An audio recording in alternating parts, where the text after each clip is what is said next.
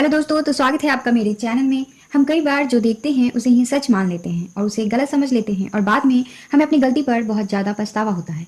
तो आज ऐसी ही एक छोटी सी कहानी मैं लेकर आई हूँ। ये कहानी है एक राजा और उसके 3 बेटों की। एक बार की बात है, एक राजा था और उसके 3 बेटे थे। राजा बहुत ही बूढ़ा हो गया था, इस वजह से वो चाहता था कि उसकी गद्दी कोई एक बेटा संभाले। इसलिए उसने अपने तीनों बेटों की परीक्षा लेने की सोची ताकि वो अपनी गद्दी किसी एक बेटे को सौंप सके और वो उस लायक भी हो। तो राजा ने अपने तीनों बेटों को बुलाया और कहा, मैं तुम लोगों को एक काम के लिए बुलाया हूँ और उस काम को तुम्हें पूरी ईमानदारी से करनी होगी।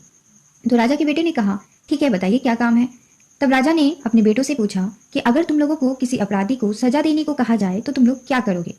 तो पहले ने बोला, मैं तो जेल में डाल दूंगा। फिर दूसरे ने बोला, मैं तो फांसी दे दूंगा। तीसरा बेटा बहुत चालाक था, तो उसने बोला, मैं कुछ बोलने से पहले आपको एक कहानी सुनाना चाहता हूँ। तो राजा ने बोला, ठीक है, सुनाओ। तब तीसरा बेटा बोला, एक अमीर राजा था, उसने एक तोता पाल रखा था और वो तोता से बहुत ज्यादा प्यार करता, उसके बिना एक पल भी नहीं रह पाता। एक दिन तोता बहुत जिद करने लगा और बोला, मैं अपनी माँ से मिलना चाहता हूँ, मैं अपनी माँ के पास जाना चाहता हूँ। तोते के बहुत जिद करने पे राजा ने बोला, ठीक है, जाओ, पर एक सप्ताह में वापस आ जाना।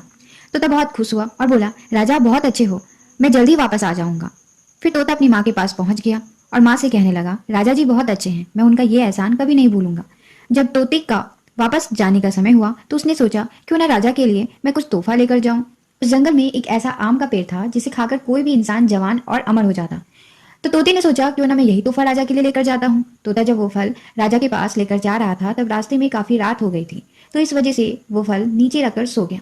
जब वो सो गया तो उस आम को एक सांप ने खा लिया और वो आम जहरीला हो गया। तोता जब सुबह सोकर उठा तो आम को लेकर राजा के पास गया और राजा को बोला, मैं आपके लिए एक ऐसा फल लेकर आया हूँ जिसे खाकर आप जवान और अमर हो जाएंगे। राजा ने अपने मंत्री को बुलाया और कहा, इसे अपने पालतू कुत्ते को थोड़ा खिलाकर देखो। कुत्ता जैसा ही उस फल को खाया वो मर गया। ये देख राजा को बहुत गुस्सा आया और उसने तोते की बात सुने बिना ही मार डाला। राजा ने उस फल को बाहर फेंकवा दिया। समय बीतता गया और उस फल से एक पेड़ तैयार हो गया।